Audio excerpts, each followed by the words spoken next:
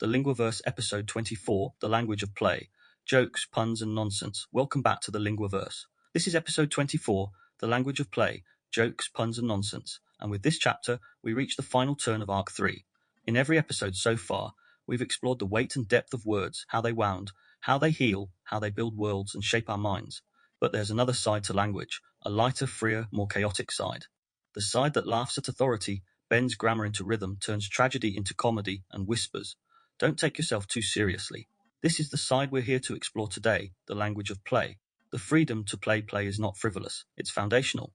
It's where language begins, in the babble of babies, in the rhyme of nursery rhymes, in the riddles and jokes that teach us how meaning bends. Long before language became a system of laws and logic, it was a game, a dance of sound and sense, of surprise and delight. To play with words is to reclaim something primal. It's important to remember that speech is not only for survival, but for joy. It's to rediscover the part of the mind that learns not by memorizing, but by messing around. Philosopher Johann Huizinga in Homo Ludens argued that civilization itself was born in play. Religion, art, poetry, and even law all began as playful rituals. To play is to imagine is to symbolize, and to symbolize is to speak. In that sense, play is the proto-language, the matrix from which all meaning grows. But play is not only ancient, it's revolutionary. In a world ruled by algorithms, metrics, and seriousness, to play is an act of rebellion. To pun is to slip through logic's net. To joke is to deflate the pompous. To embrace nonsense is to reveal the arbitrariness of every system that claims to be absolute. The linguist Mikhail Bakhtin called this the carnivalesque, moments when the social order inverts, when fools become wise and kings are mocked. Carnival speech is a space of freedom.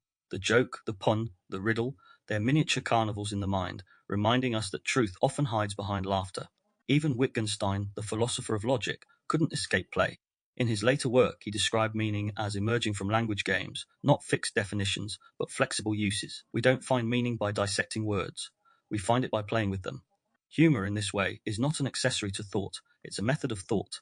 It's how we stretch concepts, test boundaries, and discover hidden layers. And sometimes, it's how we heal, because laughter softens what logic cannot. It releases the tension of contradiction.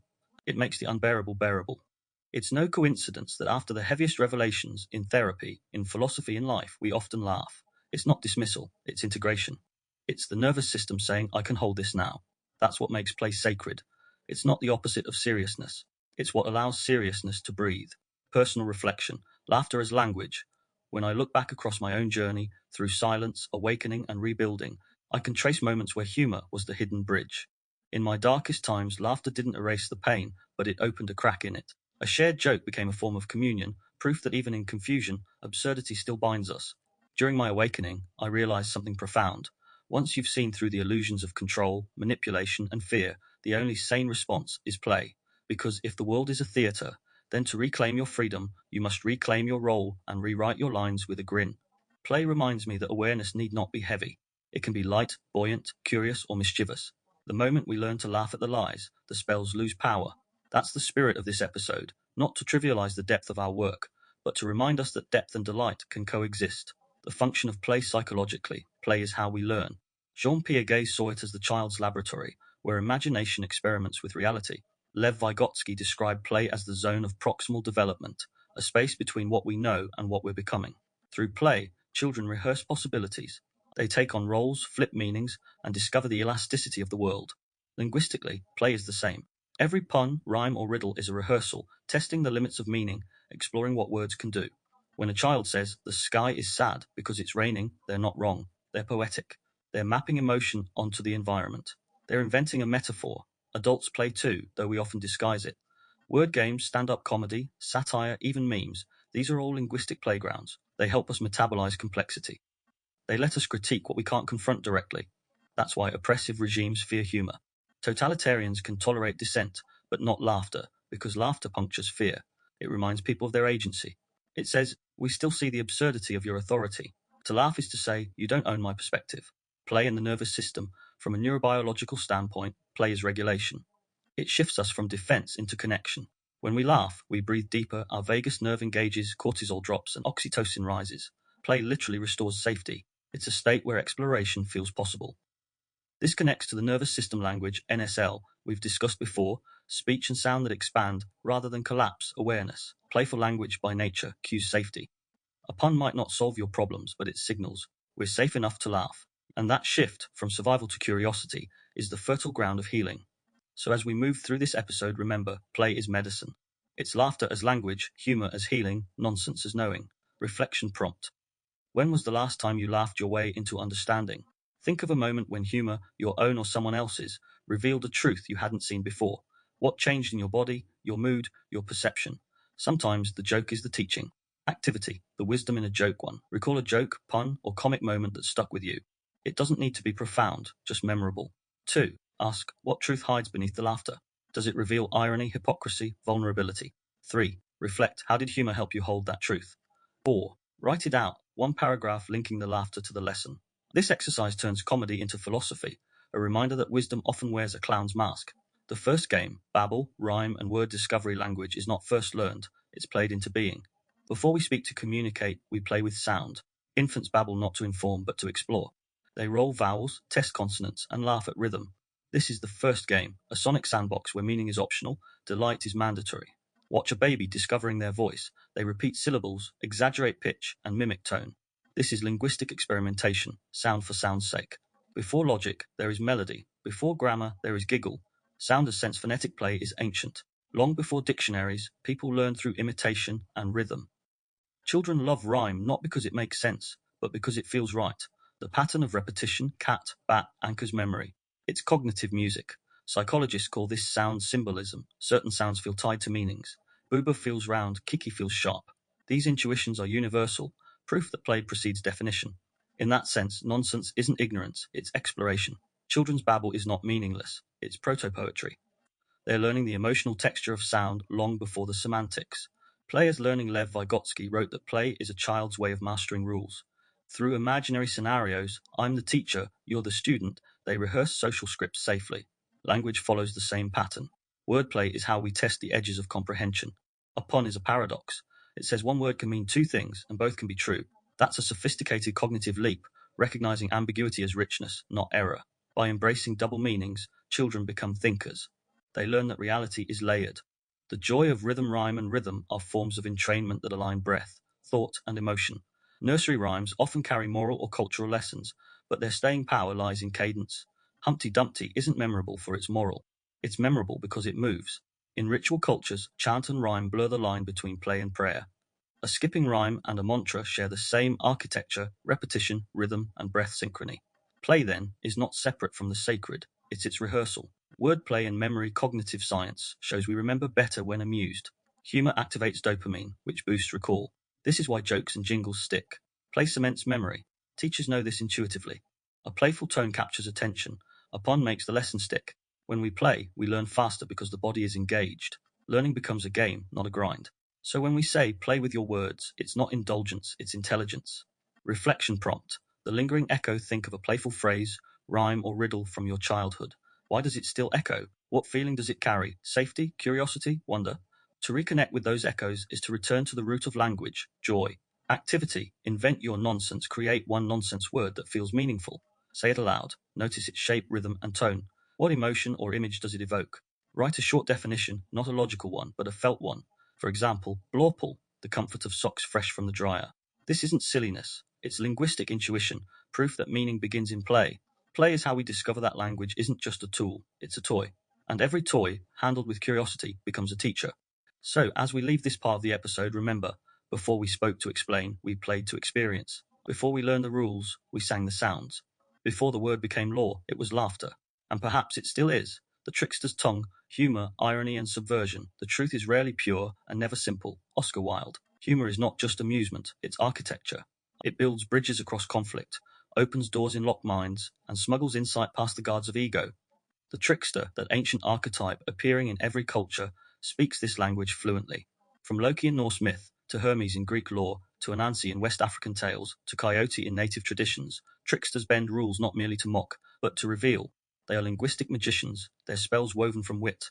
In the modern world, the trickster reappears in comedians, satirists, cartoonists, and meme makers, those who reveal absurdity through exaggeration, who turn oppression into punchlines, who hold up the mirror that power avoids. But subversion isn't just about power structures. It's also about inner hierarchies, the rigid parts of us that cling to certainty, control, or image. The joke, well aimed, is a small demolition of the false self. To be subverted is to be awakened. To subvert is to awaken another. Yet both processes, being subverted and subverting, move through the body, not just the mind. Each carries its own neurophysiological signature, its own cocktail of chemicals and sensations. Let's trace them both. The double theatre of subversion. Imagine a scene. You're in conversation, perhaps a debate, or a heated discussion about truth, belief, or ideology. Someone drops a perfectly timed, witty line. It's playful, not cruel, but it pierces through your argument. A flash of laughter ripples through the group. You feel it, a jolt in your gut, a quickening heartbeat, a twinge of embarrassment. Your mind races. Did they just outwit me? For a moment, your certainty wobbles. That's the anatomy of being subverted. Now flip the lens. You're the one delivering the line. You spot the rigidity in someone's posture, the over-serious tone, the air of control. You feel an intuitive spark. A line arises half insight, half jest. You release it with a smile. As laughter ripples out, you watch the tension break. You haven't humiliated, you've disarmed. That's the anatomy of subverting. Step by step, inside the subversion, let's break it down physiologically and psychologically, moment by moment. Hey, in the one being subverted one, cognitive dissonance, prefrontal cortex, the joke lands. The brain detects incongruity, something unexpected but possibly true. The prefrontal cortex lights up, scanning for meaning. Tension arises. Is my narrative under threat? This is the spark of cognitive dissonance, a clash between belief and observation. 2. Amygdala activation, threat or curiosity. 3. Vagal modulation, social engagement versus shutdown. The amygdala, sentinel of safety, registers the disruption. If the tone is mocking or hostile, it triggers defense, sympathetic arousal. If the tone is warm or playful, the brain reads it as curiosity, a chance to learn. Thus, tone determines whether humor heals or harms.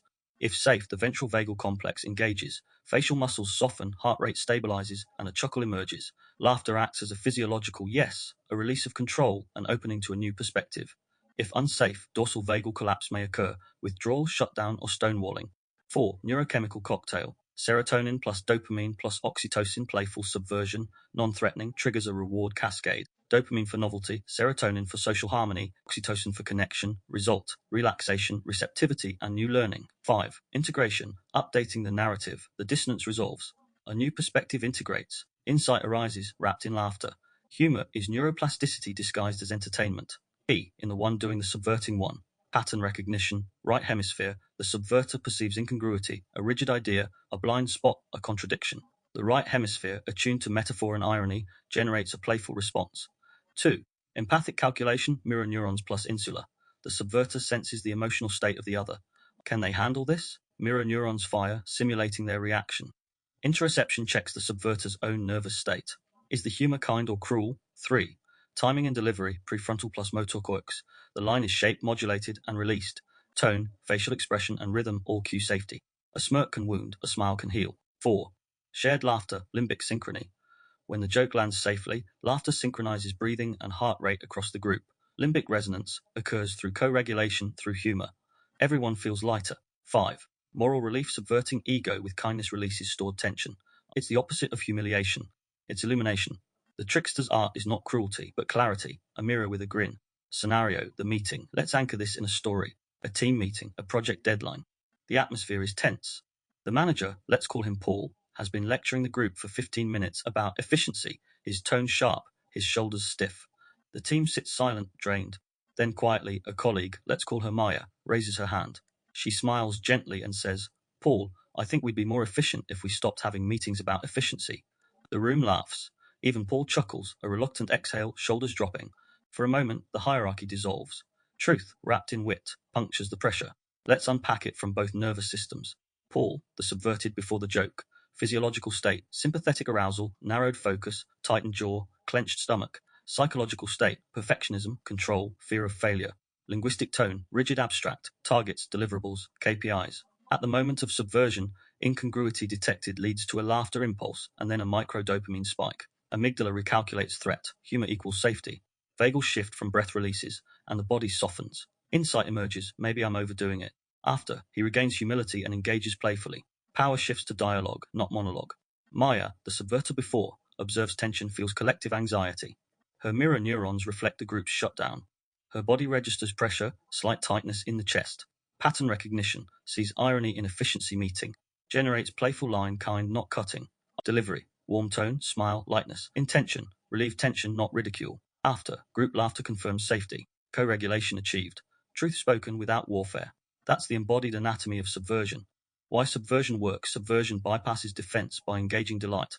The conscious mind guards belief. The subconscious adores surprise. Humour activates the default mode network, momentarily loosening rigid mental models. This creates a window of neuroplasticity, the perfect time for insight to enter. Irony and play expose hidden assumptions without confrontation. They turn your wrong into, isn't this funny? And the latter slips past resistance. Subversion, then, is non-violent revelation. It changes minds through mirth, not menace.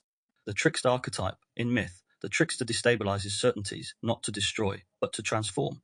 Hermes steals Apollo's cattle only to invent the lyre, a theft into art. Loki's mischief brings chaos, but also cosmic balance. Coyote's pranks humble the proud, teach laughter to the solemn. In psychological terms, the trickster represents the adaptive unconscious, the part that breaks patterns when they ossify. Where order calcifies into tyranny, the trickster restores fluidity.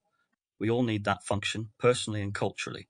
In an age of rigid ideologies and algorithmic outrage, humour may be our last free speech. Philosophical insight. The freedom of the fool. Bakhtin's Carnivalesque reminds us. The fool's speech is sacred because it reveals the contingency of power. In Carnival, hierarchies invert, peasants parody kings, and priests become clowns. Today's carnivals are digital, memes mocking tyrants, irony puncturing propaganda. The play state, whether medieval or modern, is a sanctuary of truth. The trickster doesn't annihilate authority, they remind it of its absurdity. In doing so, they restore balance, humour as homeostasis. Reflection prompt. Think of a time when a joke, pun, or playful comment pierced your certainty. What belief did it challenge? What did your body do? Tense, laugh, blush? Did the humour feel safe or threatening? What truth did you integrate after the laughter? Sometimes what feels like being made fun of is actually being set free.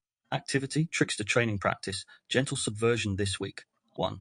Observe a moment of rigidity in yourself, others, or systems. 2. Notice your body, breath, tone, tension. 3. Find a playful, kind way to name the irony. 4. Deliver it with warmth. 5. Reflect. Did it open space, ease tension, spark laughter?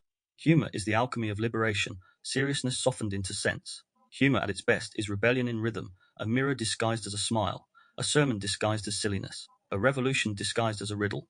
And in a world that takes itself too seriously, perhaps the wisest thing we can do is laugh. Nonsense and new sense. Through nonsense, truth tiptoes in disguise. When we think of nonsense, we often imagine the whimsical, children's rhymes that loop and tumble over themselves. Lewis Carroll's talking animals and backward riddles, the playful scribbles of surrealist poets who tried to capture the unconscious in language.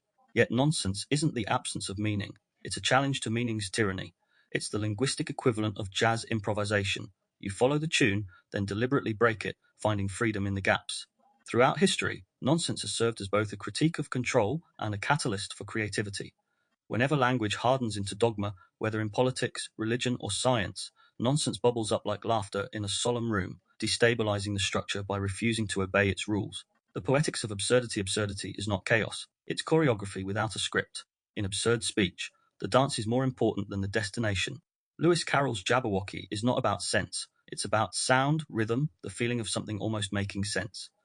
That almost is the playground where the imagination stretches. Take the line. 'Twas brillig, and the slithy toves did gyre and gimble in the wabe. You can't translate it, but you can feel it. There's syntax, there's structure, there's the pull of familiarity, yet meaning slips through the fingers. The nervous system recognizes the pattern before the intellect can protest.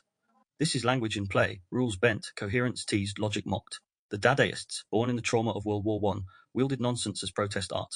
They saw rationality itself as the accomplice to violence. Logic had led to mechanized slaughter, bureaucracy to genocide. So they turned language inside out, wrote poems from chants, spat syllables in cafes, and collaged words like wounds. Nonsense became a scream, a sigh, a refusal. If the world no longer makes sense, they seemed to say, why should we? In this sense, nonsense isn't escapism, it's rebellion.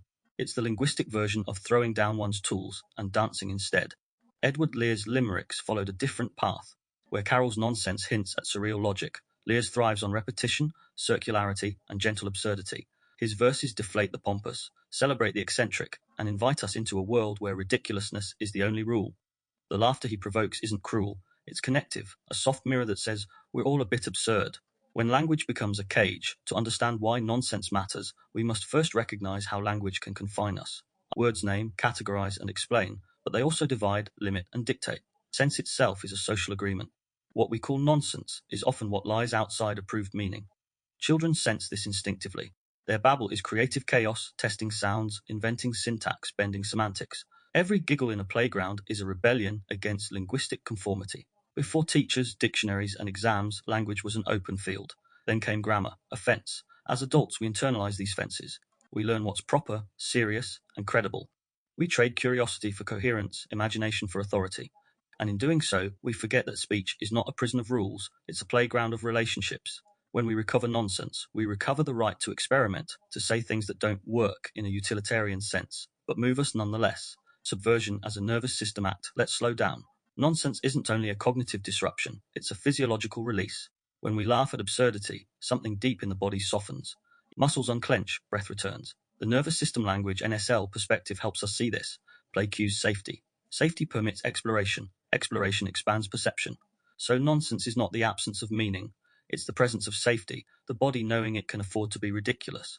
Only a regulated system can laugh at itself. Only a calm mind can dance with paradox. When someone is rigid, anxious, or defensive, they cling to literalism. They need the world to make sense. But when they feel safe, humour returns. Irony, wordplay, and nonsense all become possible. This is why laughter in therapy or intense relationships can feel like exhaling after holding one's breath for years. Scenario of subversion, the fool and the throne. To bring this alive, let's step into a simple scenario, one that's played out in palaces and playgrounds alike. Imagine a ruler, proud, absolute, obsessed with control. He commands perfect order, forbids dissent, and demands reverence. Every subject trembles, every advisor flatters. Into this court walks the fool, dressed in rags, bells jingling, words tumbling like dice. Your Majesty, he says, bowing too low, I bring news from the edge of the world, the sky fell and became your crown. The courtiers gasp, the fool grins, the king frowns. What nonsense is this? The king demands. The truest nonsense, replies the fool. For only what is upside down can show you what you've stepped upon. The court laughs, nervously at first, then freely. The king's anger flickers, then fades. Something in the fool's words pierces him, not as an insult, but as a mirror. He sees his grandeur reflected as absurdity, his seriousness fragility. In that moment, power bends. The fool, powerless in hierarchy, becomes powerful in truth. The king, powerful in command, becomes humble in laughter. This is subversion through nonsense, an ancient art. The medieval jester, the satirist, the comedian, all heirs to the fool's lineage.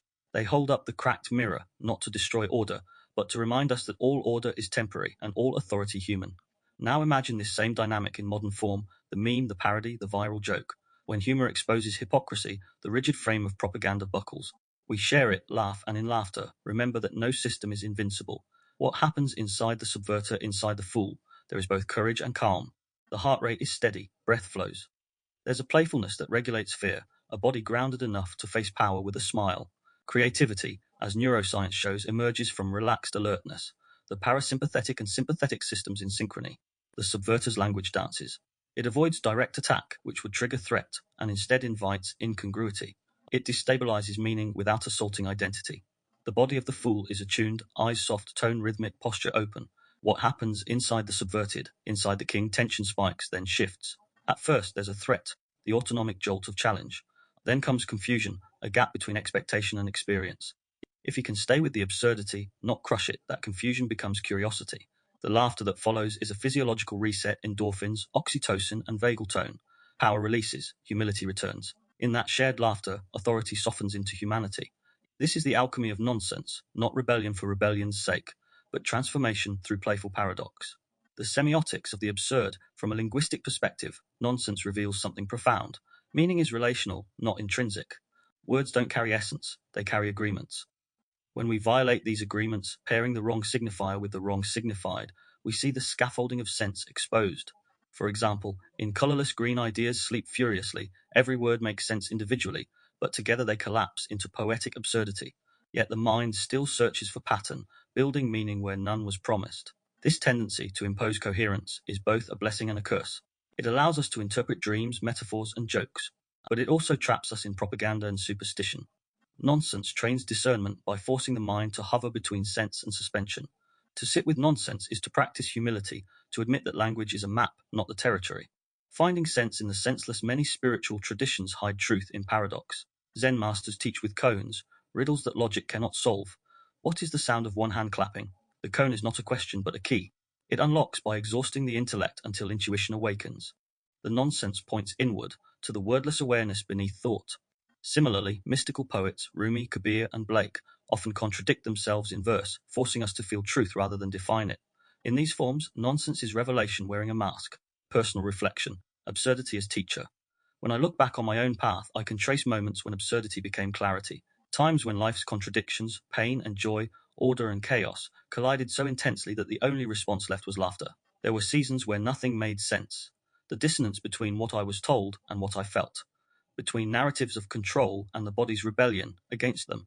In hindsight, that absurdity was not confusion, it was initiation. The old logic had to break for a new sense to emerge. And when it did, I didn't explain it. I laughed, because the truth didn't fit the old sentences anymore. It needed rhythm, rhyme, or silence. Absurdity is how the soul says, there is more here than language can hold. Reflection prompt. When have you found sense through absurdity? Was there a time when a joke, a paradox, or a child's question revealed more than a sermon or a lecture? What does your nervous system feel when you stop demanding meaning and start dancing with mystery? Activity. Create a nonsense mantra, invent a 3-line nonsense mantra. Something rhythmic, playful, and freeing. Let it rhyme or spin. Let it sound good before it makes sense. For example, whisper to the thunder, tickle every tear. Paint tomorrow sideways, sing it clear. Say it aloud, feel it, don't decode it. Notice what shifts in your body, the breath, the jaw, the chest. If you smile, you're already healing. Wordplay as healing. A pun is a wound turned sideways until it smiles. When language becomes too heavy, wordplay arrives like oxygen. It breaks tension, loosens syntax, and reintroduces curiosity where fear once lived. In every culture, laughter has carried medicine, but the language of humor, puns, irony, and double meanings does more than entertain. It reframes, it bends reality toward grace. To play with words is to reclaim ownership of meaning. Where trauma once wrote scripts of shame, a joke rewrites the scene. Where solemnity tried to freeze the moment, a pun lets it move again. Healing often begins, not with grand revelation, but with a smirk, the subtle recognition that the narrative isn't finished yet. The linguistic alchemy of laughter. When we laugh at something that once hurt, we aren't erasing it, we're reshaping the grammar of memory. Trauma often compresses language, trapping it in declaratives. It happened. I'm broken. It will always be this way. Humor introduces conditional tenses. What if it's not as final as it seemed? What if I can name it differently? The pun, the joke, the twist, these are acts of semantic rebellion. They reveal that words, like wounds, can be reopened safely, not to bleed, but to breathe. Play is permission. In therapeutic linguistics, play isn't childish. It's permission to reimagine. Children play with words before they learn their rules. Adults must unlearn the rules to play again. A recovering perfectionist often rediscovers healing the first time they mispronounce on purpose, or invent a rhyme for no reason, or tell a story that contradicts itself and laugh anyway. Play restores linguistic flexibility, the same way stretching restores range of motion. After trauma, people often speak in tight loops, repeating certain phrases, I can't, always, never, because those loops feel safe. Wordplay interrupts these loops with novelty, new sounds, juxtapositions, mischief. The moment a person makes a pun, they prove they're not trapped. To pun is to pivot. It's the sound of the psyche saying, there's another way to see this. Pun therapy, the joker's reframe. Let's be clear, puns have power not because they're clever, but because they're kind. They turn double meanings into double chances. Take a simple phrase, I'm falling apart. Shift it slightly, I'm falling into art. The meaning expands, despair becomes creativity. That's pun therapy, not trivial wordplay, but a linguistic somersault that flips tragedy toward transformation. A similar shift occurs when someone says, I'm lost, and a friend replies, then you're ready to be found. It's humor folded into compassion, a phrase that bends sorrow without denying it. We see this technique across spiritual traditions. Zen koans often sound like riddles or jokes. The master claps one hand, the student hears thunder. They're not mocking reality, but inviting it to smile. The joke is enlightenment disguised as laughter, irony and compassion. There's a kind of irony that wounds and another that heals. The wounding kind hides behind cynicism, sharp, dismissive, defensive. The healing kind is gentle, a wink shared between past and present selves. When you can look at a painful story and say, of course it had to happen that way. Otherwise I'd have nothing to write about. You're using irony as medicine. The laughter isn't denial, it's distance. A new vantage point from which compassion becomes possible. Linguistically, irony is meta-awareness in speech. It's language turning to look at itself and chuckling. And that self-reflective laughter is what healing requires, to see one's story, not be swallowed by it. The transitional space between wound and word psychologist Donald Winnicott wrote that play happens in a transitional space, a realm between the inner world and outer world, where imagination meets reality. Language itself is a transitional space. Every metaphor, pun, or story is a bridge between sensation and symbol. When we speak playfully about pain, we're not trivializing it, we're creating a safe in-between. Not the raw wound, not the rigid diagnosis, but a space of what if. Consider the survivor who calls their anxiety the weather channel. Instead of "I'm anxious," they say, "Forecast looks cloudy." The humour doesn't erase the feeling, it externalizes it. Now they can check the weather without being in the storm. This is linguistic play as self-parenting, speaking gently, creating distance without disconnection, personal reflection. When humour softened truth, I can trace a handful of moments when humour did what logic could not. In tense discussions, I found that a single playful phrase, not a joke at anyone's expense, but a linguistic twist that broke the tension, opened hearts that lectures could not reach. During debates on heavy topics, censorship, indoctrination, and authority, seriousness sometimes thickened the air. But a well-placed pun or a satirical aside transformed rigidity into rapport. People who might have resisted my point leaned in instead, curious. It reminded me that healing, personal or collective, is rarely achieved through aggression. Often it's a shift in tone that matters most. The gentle laugh signals safety, not surrender. It invites dialogue, not defense. That became a lesson in my own journey. Truth lands best when the voice carries warmth. Language as levity is often mistaken for a lack of depth, but in fact it's the buoyancy of meaning. To levitate language is to resist heaviness, the weight of jargon, the gravity of dogma. Across my work, I've watched how the most profound truths arrive simplest. Through stories, through analogies, sometimes through a laugh that slips past resistance. There's a rhythm to it, a wave of recognition, then release. When an audience chuckles at a well-aimed phrase, they're not just amused, they're synchronizing. Their nervous systems align in tempo with the speakers. The moment becomes collective breath. That's what wordplay does. It restores inhalation to discourse. It makes room for joy. The linguistics of laughter. Let's consider laughter linguistically as a paralinguistic marker of connection. Laughter punctuates meaning like commas. It's a meta-signal. This is safe. This is shared. The syntax of a joke matters. Setup, misdirection, punchline. It's a narrative arc in miniature. 1. Expectation 2. Violation 3. Resolution humor teaches us the grammar of surprise, an essential skill for healing, because recovery is full of unexpected turns. To find laughter in those turns is to affirm resilience. When we pun, rhyme, or twist, we remind ourselves that syntax is flexible. And so are we. Language Games of Grace Humour invites us back into Wittgenstein's language games, meaning not as static truth, but as use, context, and play. In wordplay, truth is not a noun, it's a verb. You don't have meaning, you make it together. A joke lands only if both speaker and listener share a frame. The shared laugh is the moment frames overlap, empathy in audio form. This co-creation mirrors healing. Both require mutual participation, openness, timing, and trust. When someone says something witty, and you smile, you've entered a micro-world together, a world made entirely of sound and shared sense. That's linguistic intimacy. From satire to sanctuary throughout history, oppressed voices have turned humour into a haven. In times when truth was dangerous, jesters and comedians smuggled critique under laughter's cloak. Satire, punning, and double entendre all functioned as covert activism. Even now, in digital cultures, memes compress philosophy into wit. They blend absurdity with accuracy, helping us metabolize collective trauma. To laugh at tyranny is to loosen its grip. To pun on pain is to hold it gently. Reflection prompt. How does your body respond to laughter? Not forced amusement, but genuine surprise at your own wit. When have you used humour to tell a truth too sharp for direct speech? What happens to your relationship with language when it begins to smile back? Activity. Curate a laughter lexicon. Create a personal lexicon of laughter. 10 phrases, lines, or words that never fail to lift you. Include old family sayings, movie quotes, your own puns, and accidental slips of the tongue that made you grin. Next to each, note what emotion it lightens or what memory it recalls. Then read them aloud. Let your voice wrap around the syllables.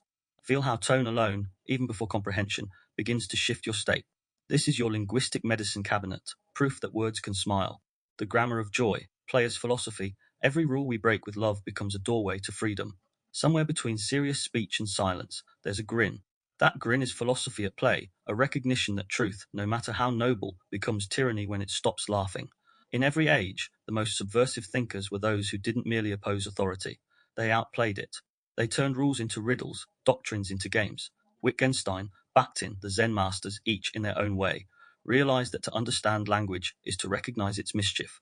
This part is about reclaiming that mischief, not as carelessness, but as care. To treat meaning lightly is not to make it small, but to let it breathe. Wittgenstein's playground, meaning as use Ludwig Wittgenstein once wrote, don't think look, a phrase that sounds less like a philosopher and more like a child tugging your sleeve toward a game. In his later work, Philosophical Investigations, he abandoned the quest for universal definitions. Instead, he observed how meaning emerges in language games, rule-bound yet fluid forms of life, where words mean what we do with them. The meaning of a word is its use in the language. A word, like a toy, gets its purpose not from essence but from interaction. The same piece, check, behaves differently in chess, banking, or conversation. Context gives content. Wittgenstein saw that philosophy's job wasn't to build new towers of theory, but to remind us we're already playing and to teach us how to play kindly. Misunderstandings, he realized, often arise not from ignorance, but from mistaking one game for another. We quarrel when we forget we're in different playgrounds. So to heal conversation, we don't impose a single truth. We learn to switch games gracefully, to ask, which rules are you following? What does this word mean in your world? This is the grammar of joy, not rigid syntax, but rhythm of responsiveness.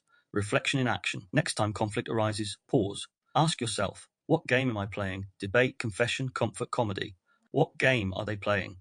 Bridging begins not with agreement, but with recognition of play. Bakhtin's Carnival, laughter as liberation, where Wittgenstein found philosophy in games. Mikhail Bakhtin found revolution in laughter. In his study of Rabelais and medieval festivals, Bakhtin saw Carnival as a linguistic event, a time when speech inverted hierarchies, jesters mocked kings, and the sacred mingled with the profane. During Carnival, seriousness was suspended. Rules bent, titles dissolved. People spoke in paradox, satire, and exaggeration. It was chaos and yet a deeply ethical one. Why? Because joy, to Bakhtin, was the people's language, a reminder that truth belongs to no single voice. Carnival speech mocked the final word, the dogma that claimed, this is how it is. In its place came polyphony, many voices, echoing in laughter. Laughter liberates not only from external censorship, but from the fear of one's own voice. That's the grammar of joy, multiplicity, humility, and humor. The willingness to let meaning breathe through others, not dominate them. When you laugh sincerely, you momentarily accept that you are not in control, and that loss of control is grace. Zen koans logic that tickles while Europe debated semantics. Zen monks were composing punchlines. Koans, paradoxical riddles like, what is the sound of one hand clapping, were designed not to explain truth, but to explode the mind's dependence on explanation. They're linguistic fireworks, structured nonsense that shocks the intellect into stillness, revealing understanding beyond articulation. In Zen, the student's obsession with right answers is itself the obstacle. The koan says, here, juggle this impossibility. And somewhere between confusion and laughter, the tight knot of certainty loosens. A monk asks, does a dog have Buddha nature? The master answers, mu, nothingness. The point isn't the answer. It's the crack it opens, a gap wide enough for insight to slip through. This is joy as epistemology, knowledge that giggles. Joy as cognitive flexibility philosophically. Joy isn't mere pleasure. It's cognitive flexibility, the capacity to see more than one meaning, to dance between them without panic. Dogma fears multiplicity. Joy thrives on it. Every pun, paradox, and carnival cheer says, reality can be read another way. This is also a deeply linguistic truth. Grammar itself is playful. Conditionals, subjunctives, and metaphors all exist to express possibility. If, as if perhaps, these are words of freedom. When you shift from I am to I am becoming, you're performing a grammatical liberation, identity as motion, not monolith. To speak joyfully is to conjugate hope. MLH and mirrored joy under the mirror linguistic hypothesis. Shared laughter functions as a linguistic mirror. When we laugh together, our semantic fields resonate, intention and perception align in rhythm. Joyful speech, then, isn't just expressive, it's contagious resonance. The pun ripples, the smile in tone spreads. In laughter, mirrors multiply, meaning is co-created, not imposed. To speak joyfully is to invite others into coherence. To mirror joy is to offer sanctuary, breaking the rules beautifully. Every grammar has its rebels. Poets, prophets, pranksters, they bend syntax to reveal spirit. E. Cummings discarded punctuation to let rhythm breathe. Joyce built new words to fit new worlds. Hip-hop artists remix slang into sonic collage. Breaking rules joyfully is not vandalism, it's evolution. Each generation inherits a dictionary and doodles in the margins. The question isn't whether we should break rules, but how. With intention, with love, with awareness of what the rule protected and what it now suppresses. That's the philosophy of joyful grammar. Break gently, build generously. Reflection prompt. What linguistic rules are you ready to break joyfully? The rule of apology before authenticity. The rule that humor must hide pain. Is the rule that only solemn words are wise? Where could your next creative rebellion begin? In poetry, dialogue, or silence? Activity. Write a grammar of joy. Create your own grammar of joy. 5 playful principles to live and speak by. Example 1. Every sentence may dance before it walks.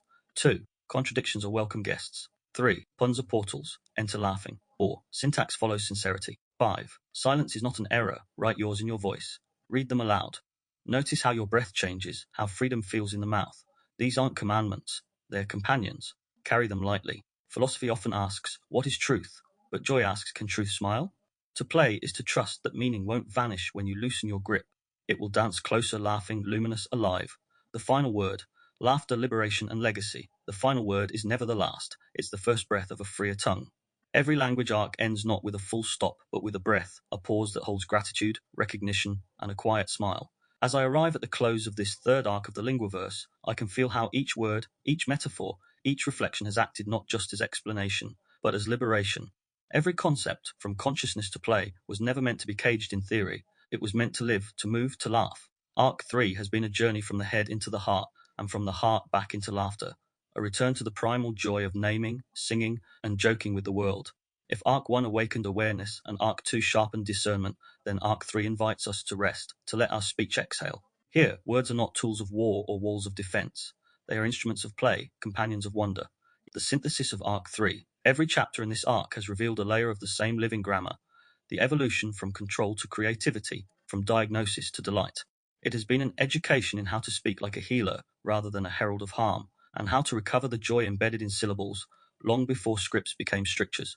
Let's retrace, briefly, the path we've walked, from language and consciousness to linguistic awareness. In the beginning, we looked inward into the synaptic theatre of thought, attention, and awakening. We explored how language shapes perception, how every word spoken within becomes a filter for what we see without. This was the grammar of awareness, the recognition that consciousness is not silent, but softly spoken, through the vocabulary of attention. Awareness gave us the mirror to see the self reflected in syntax, to recognize that even inner monologues can be rewritten. To wake up was to learn a new tongue, one that asked questions rather than declared conclusions. Through language and reality to discernment. Then came the arc of discernment, the brave act of separating illusion from insight. We uncovered the spells of ideology, propaganda, and perception, how systems of power smuggle beliefs through rhetoric and repetition. Here, language was revealed as both sword and shield. Discernment taught us critical compassion, the ability to decode manipulation without descending into cynicism. To discern was not to distrust all speech, but to trace its architecture, who built it, what it hides, what it serves. It was the art of hearing beyond the headline, feeling the vibration beneath the voice. Into the language of healing and wholeness next, we stepped into the lexicon of healing, the tender territory where every phrase becomes a prescription. We witnessed how metaphors mend, how narrative reframing shifts physiology, and how speech, when aligned with safety, becomes somatic medicine. Here grammar met grace. Healing language was not ornate, it was honest. Each sentence built coherence between breath, belief, and behavior. To heal was to harmonize, to ensure that what we said, thought, and did began to rhyme, culminating in the language of play as freedom. And now, the art completes itself in play, the natural flowering of healed speech. For when the tongue is no longer burdened by shame, silence, or suppression, it laughs. Play is not an afterthought. It is the proof of wholeness. Only a regulated, integrated system can afford to jest, pun, or dance with words. To play is to trust life enough to tease it, to remember that truth, like a friend, welcomes humor. The role of play across all play has always been the quiet companion of every episode, hiding beneath each philosophical turn, the giggle between heavy paragraphs, the spark that says, you don't have to take this so seriously. In language and consciousness, play appeared as curiosity, the willingness to question. In language and reality, play surfaced as skepticism, the courage to laugh at power. In language of healing, play returned as softness, the ability to reframe pain. And here, in language of play, it blossoms as freedom, the re-enchantment of speech itself. Play breaks spells by revealing their absurdity. Every tyrant fears the jester, every dogma dreads a joke. Where solemnity builds walls, laughter pokes windows. The body knows this. Joy dilates the pupils, loosens the diaphragm, and releases the jaw. To laugh is to unlock. When words become prisons, play becomes jailbreak. When words become weapons, play becomes shield. When words become burdens, play becomes breath. From control to creativity, a summative reflection in tracing these arcs, we've seen language move through its alchemy of evolution. First, as a mirror, reflecting awareness. Then as lens, refracting truth. Then as balm, soothing the wound. And finally as music, liberating the soul. This is not just a metaphor. Every stage corresponds to a shift in linguistic function, from declarative, this is so, which leads to an interrogative. Is it so? To the imperative, let healing happen, and to the expressive, ha ha. Notice the grammar of awakening. The further we evolve, the less we command, and the more we commune. The last stage is laughter, not to diminish meaning, but to dissolve rigidity. Even the prophets of structure knew this. Wittgenstein's final insight was silence. Bakhtin's carnival was joy. Zen masters answered questions with jokes. The wisest voices always knew when to laugh, not at truth, but with it. Personal reflection. Laughter as turning point. There was a time when I thought awakening meant solemnity, when I equated seriousness with sincerity. I wanted every insight to be polished, profound, untouchable. But as I grew, I realized truth can wear clown shoes. Some of my deepest awakenings arrived not in meditation, but in moments of ridiculousness, where the contradiction was so glaring, the only response left was a chuckle. During lockdowns, censorship, and confusion, there were days when the world felt like a satire of itself, and laughter became an act of rebellion. To laugh was to say, "You cannot own my perception." I remember when humour returned, how it felt in my chest, the gentle lift of diaphragm, the thaw of tension. It was then I realised laughter wasn't dismissal, it was release. There's a wisdom only laughter can teach, that no illusion, no ideology, no trauma is infinite. They may loom large, but they can't survive a giggle. Laughter was my pivot from outrage to understanding, from clenched fists to open palms. It was and remains my turning point. The day awakening started smiling. Reflection prompt. What role will you play in your future? Will you weave humour into your truth-telling? Will you let paradox soften perfectionism? Will you treat confusion not as a crisis, but as a riddle worth grinning at? How might your tone, your metaphors, your sentences shift if you saw every conversation as a sandbox, not a battlefield? Activity. Your play manifesto. Draft 7 sentences of joyful resistance. A play manifesto to remind you how to speak freely even in serious times. Here's a model to inspire your rhythm, not replace your voice. I will greet confusion with curiosity. 2. I will let humour sit beside honesty. 3. I will break rules that break the spirit. 4. I will rhyme my resistance with kindness. 5. I will trust laughter to reveal the real. 6. I will build no cage with my own words. 7. I will play not to escape but to expand. Read your manifesto aloud. Feel how the cadence shifts your state, how each line unties a knot inside. Let it live somewhere visible, a reminder that joy is not naive, it's necessary. Legacy. Beyond the arc. The true legacy of this arc isn't in its episodes, but in the space they've opened, the inner theatre where speech no longer strains under duty, but dances in delight. Language, after all, is not just how we describe life, it's how we create it. And when we infuse language with play, we invite the universe to improvise with us. Perhaps the most radical act now is not another manifesto or protest, but a smile, a line of poetry shared, a pun that punctures pretense, a story told in joy. We've reclaimed language as consciousness, reality, healing, and now a celebration. Play is the fruit of awareness, laughter, its fragrance. This is not the end. It is the wink before the next word. The final word isn't a full stop, it's a giggle that echoes. If you've journeyed with me through Arc 3, take a bow. Not the solemn kind, but the dramatic, exaggerated kind, arms wide, grin uncontained, maybe even a little curtsy for flair, because you've earned it. You've travelled from the density of diagnosis to the lightness of laughter, from solemn self-inquiry to joyful self-expression. Think of everything we've done together across these episodes. We've rewritten inner scripts, reframed metaphors that hurt, composed healing creeds, played linguistic hopscotch with paradox, and learned how to laugh not at pain, but through it. We've traced the way language mends, how tone retunes the nervous system, how jokes open locked doors, how joy itself becomes a dialect of truth. So let's end not in analysis but in applause. You've earned a standing ovation from your inner child, your wiser self, and the quiet corners of your consciousness that have waited years to feel safe enough to laugh again. The wisdom of the giggle you might have noticed. Laughter isn't just a noise, it's a syntax. It rearranges meaning. The same phrase spoken with a grin changes temperature. The same truth, when told with humour, softens defences, invites empathy, slips past the guards of fear. Somewhere along this arc, you probably felt it, that gentle loosening, that sigh when something heavy finally cracked into hilarity. Maybe it was the first time you made a pun about your own healing. Maybe it was when you looked back on an old wound and thought, wow, I really did take that script too seriously. That's not immaturity, that's mastery. Laughter is what wisdom sounds like when it finally relaxes. If language was once your armour, humour is the moment you set it down, not because the world is safe, but because you are. Gratitude with a grin. Before we wrap this arc, I want to say thank you truly.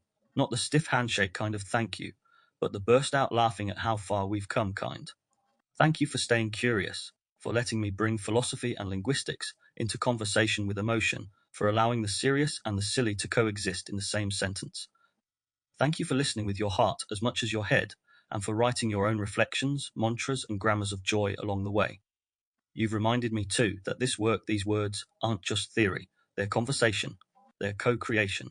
Every time you pause an episode, every time you journal, every time you laugh out loud and think, well, that's absurdly accurate, you become part of the language itself. So here's to you, the co-linguist, the co-healer, the co-jester, the one who found the courage to speak softly again, and the humility to laugh loudly when needed. Reflection prompt.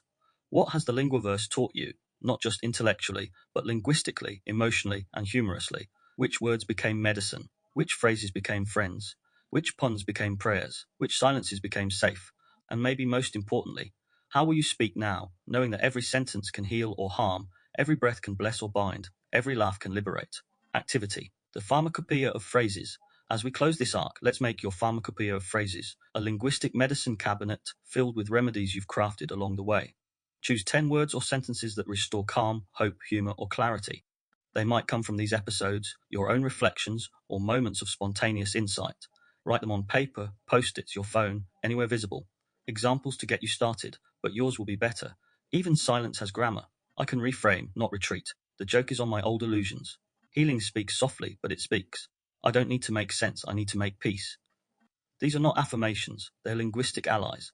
Small spells of sense-making when the noise returns. Light to shadow the next arc as every carnival closes, the jester hangs up the bells, not in sadness but in readiness. Because the dance continues into deeper rooms, darker corners, subtler tricks of the tongue. The next arc, the Dark Triad, the Masters of Manipulation, is not a departure from the Linguaverse, but its extension. The laughter stays, it just meets its shadow. We'll explore the language of control, charm, and coercion at a deep level, how narcissists, sociopaths, and psychopaths weaponize words, and how awareness, humor, and heart can neutralize the spell. If this arc has taught us how to heal and play with language, the next will show how to protect it and ourselves from those who twist it. It's a journey from pun to power, from giggle to guardrail, from freedom of speech to sovereignty of voice. So until next time, keep laughing at the lies, keep playing with the truth. Thank you for your time and attention. You've been listening to the Linguaverse. I'm James Miller.